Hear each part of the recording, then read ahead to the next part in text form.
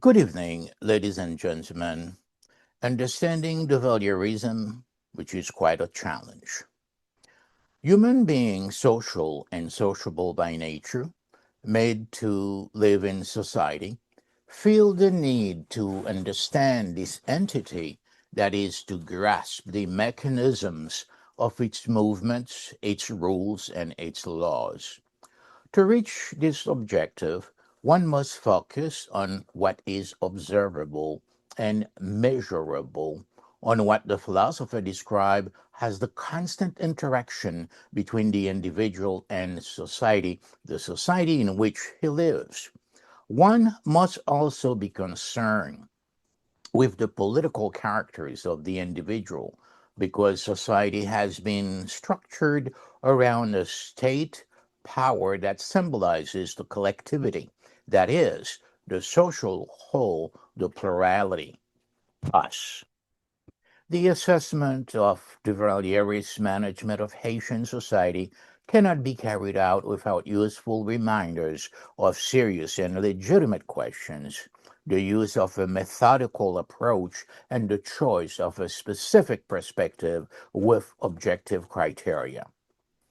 What role did Duvalierism play in the process of political democratization and economic reconstruction of society?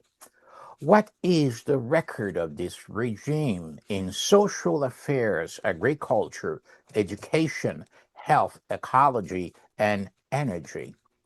The first observation to make about Duvalierism is that, as a bearer of fear and dread, this regime, through the rupture it caused in the Haitian imagination, also triggered a major psychic revolution in our culture.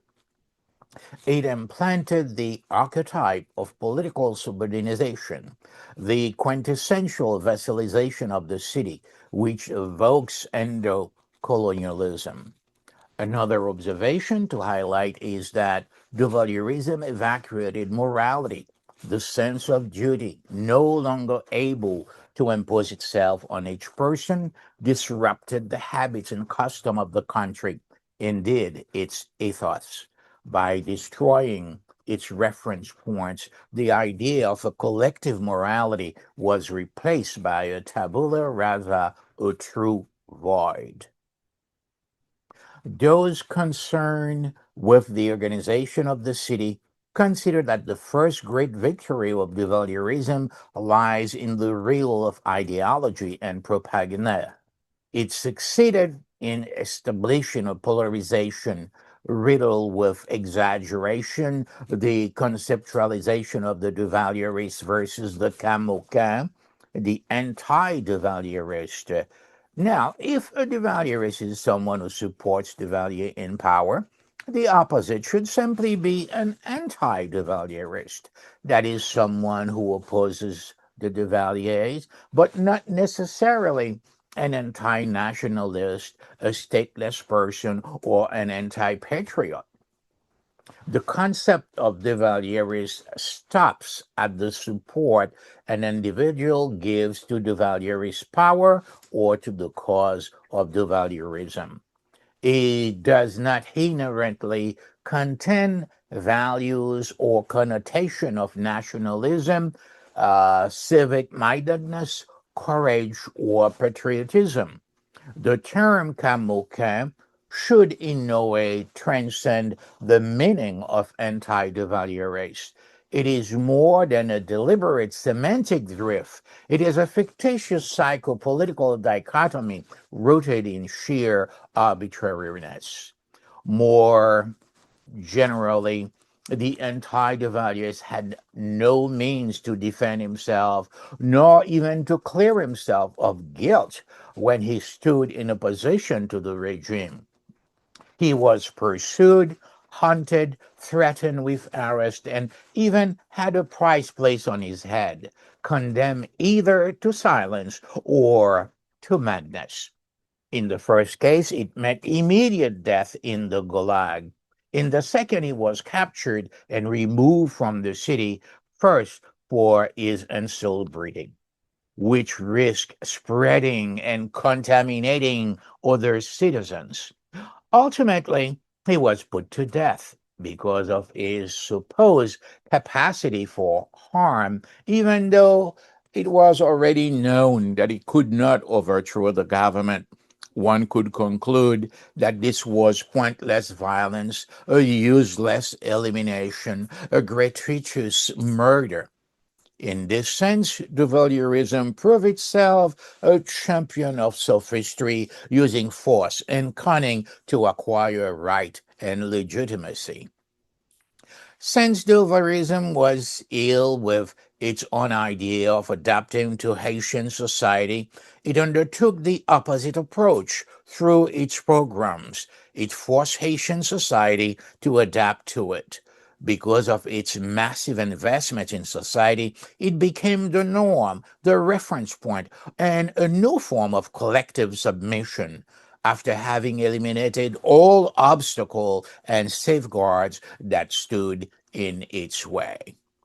Now, the examination of Duvalierism, even at the dawn of the 21st century, constitutes an act of courage and, above all, a choice that carries risk.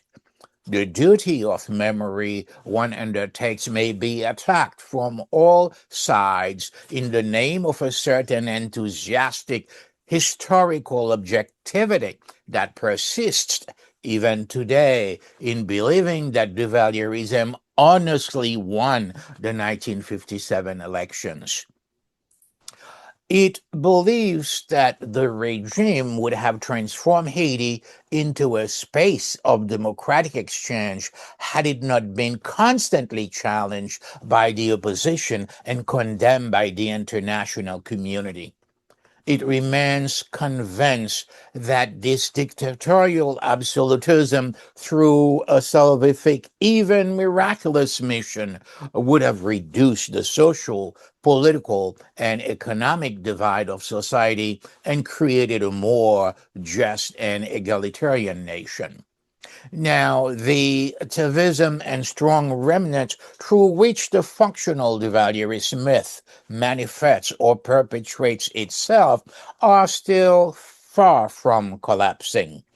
This explains why any demystifying discourse risks sliding off foreheads, passing over heads. Duvalierism, through its daily hammering, had penetrated the collective psyche, resulting in a trauma more lasting than previously believed. Moreover, other challenges and aberrations have added to the complexity and precariousness of the situation after the fall of the regime. One realizes that the mythological dimension of history matters. A decade of clarification and refutation is not enough to modify in the collective imagination the perception of Duvalierist omnipotence and its sacred patriotic mission. One discovers to one's detriment that the struggle against tyranny was easier to wage than the task of initiating democracy. Great dictatorships are also great washing machines. They swept away bodies and minds, dispersing the glimmer of hope that once animated democratic aspiration and convictions. If the struggle against oppressive omnipresence ends, it must quickly be resumed, this time against institutional absence and democratic void. And this is a challenge, a more difficult challenge to meet, because the philosopher, when he could claim to fight to liberate the people from the yoke of oppression, could maintain a confusion between his project and that of the multitude. Their objective interests seem common. Today, the philosopher no longer seems to benefit from such legitimacy. More radically than under tyranny, the voice of the thinker is threatened, and the realization of a shared democracy presupposes the articulation of a thought and a project for each person. Concretely, the most arduous political task reduces the philosopher to just and clear but powerless prescriptions. Now, if the countless difficulties mentioned do not deter the one who claims political philosophy, it is because this discipline imposes a specific and effective research perspective. Uh, Nicholas Tenzer, in his writing, illustrate this. He wrote, political philosophy aims to analyze from an explanatory and, when necessary, normative perspective public affairs, that is, matters that are the object of decision for a given collectivity, as well as the nature of the space where decisions are made. Thus, the organization of the city, as opposed to the domus, the household, domestic matters, what happens within the closed walls of one's home, one's private universe. This is what political philosophy concerns itself with. Now, from the concentration universe, one notes the repetition of grotesque actions, the obsolescence of public administration, the substitution of the state and institutions by absolutist leaders, the planning of daily embezzlement, public execution, massive exodus, and tragic population displacement. Nevertheless, one continues to vigorously demand to a management of the city that is not miraculous or mythical, but healthy, reasonable, and efficient. One cannot privatize the state and individualize the collective. That a single man should decide the fate of the entire society is utterly absurd.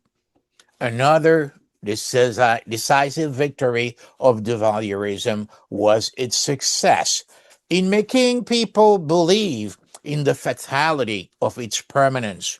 After Francois Duvalier, aided by the pedagogy of submission, one expected to see Jean-Claude Duvalier succeed him, and afterwards little Nicolas Duvalier, his son, despite the regime's serious shortcomings and the profound misery spreading across the population.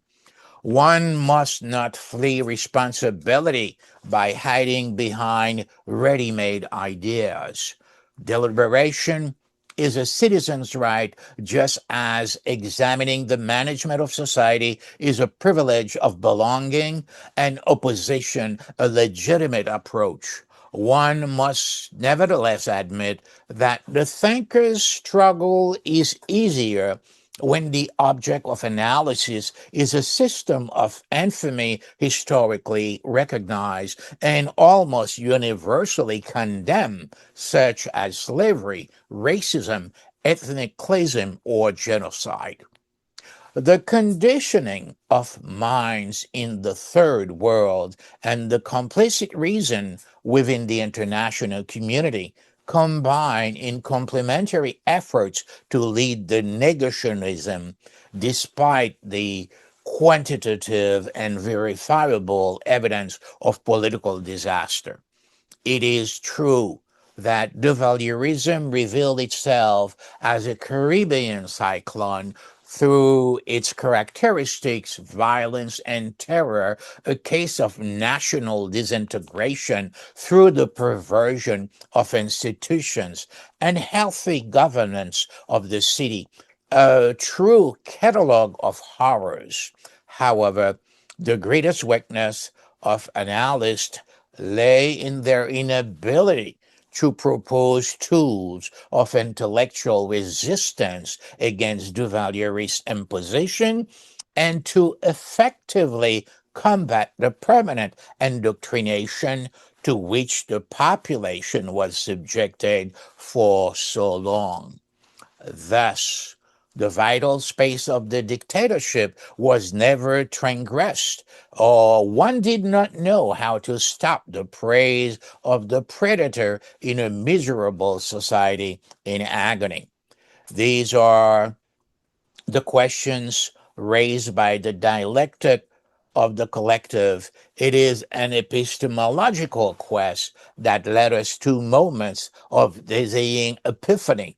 It is a synchronic approach that helps us grasp this absolute power in its smallest manifestation through statistics and vivid, credible testimonies. We confronted the impermeability of minds and hearts that still claimed the regime's purpose was to bring happiness and democracy to Haiti. In growing up under the Duvalier, The Agony of a Nation State, a book that I directed, this is a collective and multidisciplinary work with Gerald Alphonse Ferrer, Eddie Mesidor, Elie Bergeon, Albert Chassagne, Yves Saint Gerard, Gerald Comfort, Eddie Magloire, and I. We employed a multiple methodology that allowed us to present political science essays alongside fascinating testimonies that appeal simultaneously to the mind and the heart in a legitimate attempt to reclaim history and memory. For Memory, Culture, and Society, Frantz-Antoine Leconte. Good evening.